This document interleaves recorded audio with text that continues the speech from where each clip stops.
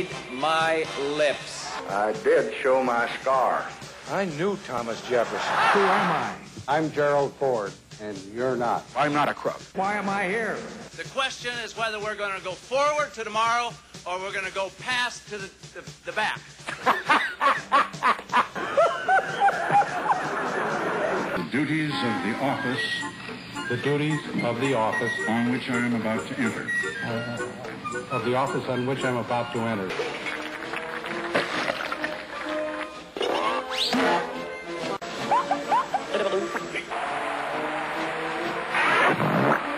Flour or chocolates. In his own words, I felt the atmosphere in Russia. I identified with them and tried to put it all into my playing.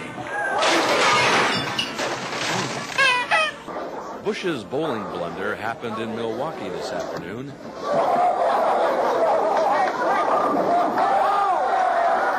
are happy to report the president is fine, and he picked up his spare and his pride before leaving.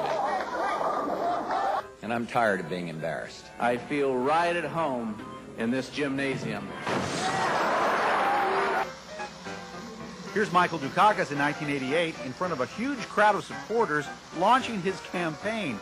He knows how important it is to hit the ground running. What do you say after that entrance? Hi, how are you? I meant to do that. Want to see it again? He certainly made an impression. Those steps on his lips. Raindrops kept falling on their heads as Gerald and Betty Ford arrived in Austria. And President Ford kept falling on his head, first in Salzburg in front of Austrian Chancellor Kreisky. Hi, thanks for dropping by. Then in Michigan on a trip up the same stairs.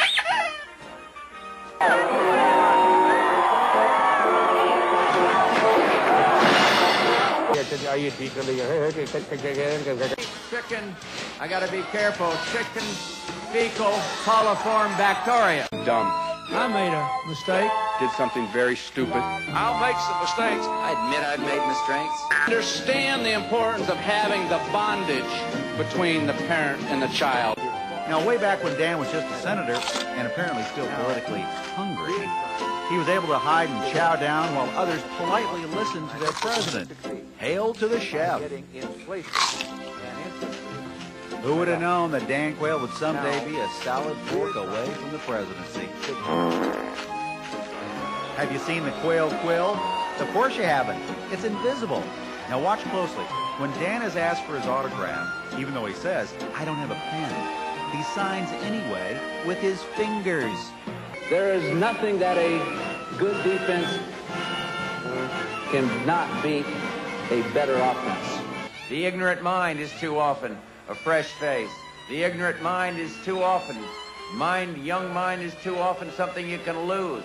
In the key area of civil rights, the NAACP. Millions of innocent people lost their lives because of the bigotry and Hitlerism that permeated Germany and other parts of the world. It was an obscene period in our nation's history. No, not our nation's, but in World War II. I mean, we all lived in this century. I didn't live in this century, but in this century's history.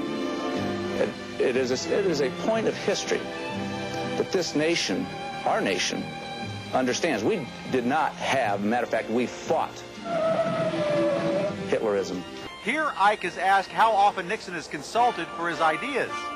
If you give me a week, I might think of one. I don't remember. I welcome this kind of examination. Chancellor and I will continue to do everything we can to make the microphones work. If I say what I'm about to say, will it be taken wrong? I hope I stand for anti-bigotry, anti-Semitism. Anti-Semitism? No way you would say that. But also in the abundance it has brought forth in the youth. We're trying to get unemployment to go up, and I think we're going to succeed. A word about the president. For 7.5 years, I've worked alongside him, and I'm proud to have been his partner. And we've had triumphs. We've made some mistakes. We've had some sex. No! We've had some setbacks. Sometimes I feel like the... Well, I'm a country music fan. I love it, always have. Yes, and his favorite group is the Nitty Gritty Dirt Band. I said to him, you know, there's another one that the Nitty Gritty Great Bird.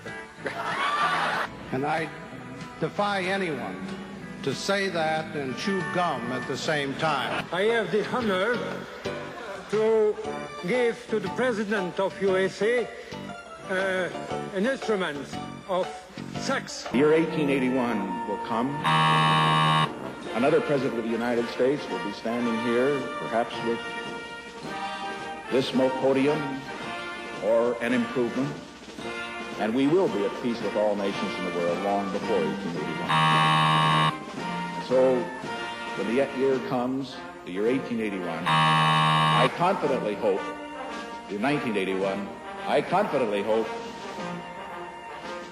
I don't think anybody was here in 1881. This is where the Continental Congress met over 200 years ago during the American Revolution.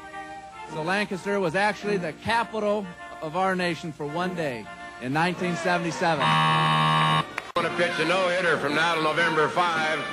The Brooklyn Dodgers had a no-hitter last night, and I'm going to follow what Nomo did. It seems to me there's some confusion here, or haziness that possibly needs a lot of clarification. And there's a lot of idiots who don't understand that. It's politics Russian style.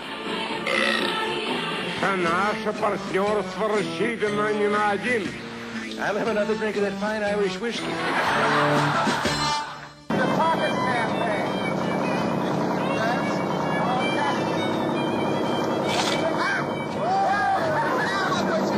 For instance, this soccer team wanted to show President Reagan their ball handling skills, especially this guy.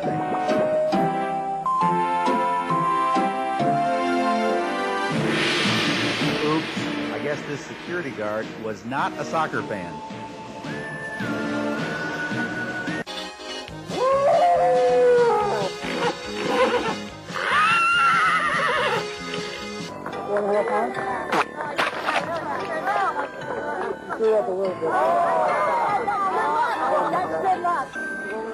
And when it's time for this little girl to go back to her mom, George Bush is ready with a push.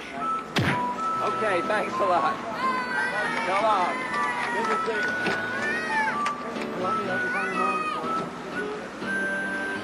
Whose child? So many of us are caught in the blur of events. I would like to come in our three mayoral candidates, Rudolph Giuliani, Rudy.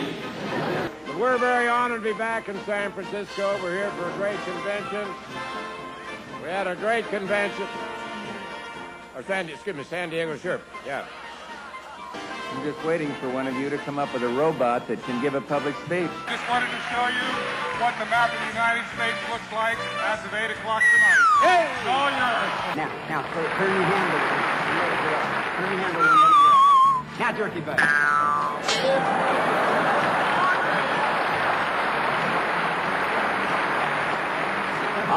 I'll stay here and try to learn how to use the yo-yo. You'll go up and be president.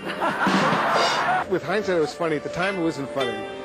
When George Bush was in Tokyo and he unfortunately got sick during a big state dinner. Yes, while he and the First Lady attended a dinner hosted by Japanese Prime Minister Miyazawa, George leaned over near the Prime Minister's lap and hurled. At the time, we didn't think it was that funny. Because it looked really bad. Yeah, it looked really bad. And although the first pictures were disturbing, George bounced right back up and lived to bark another day.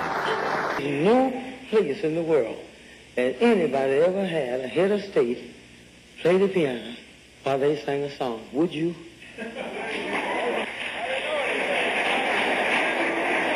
Anything you play, I know.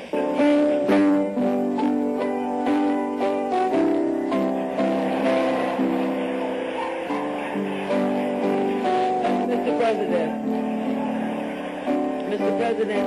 wait a minute. Mr. President, may I speak? Mr. President, may I say one thing? I wanted to sing a song. I don't want to ride a horse.